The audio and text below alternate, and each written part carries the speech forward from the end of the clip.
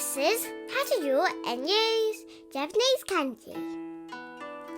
Today's kanji is 植える、食 It means plant.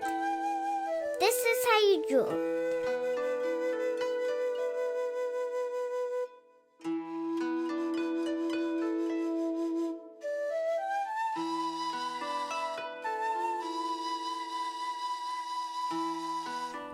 This is an example of kanji usage.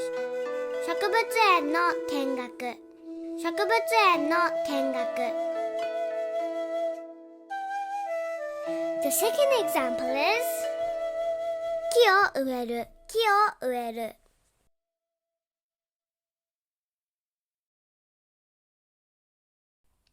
Thank you for watching.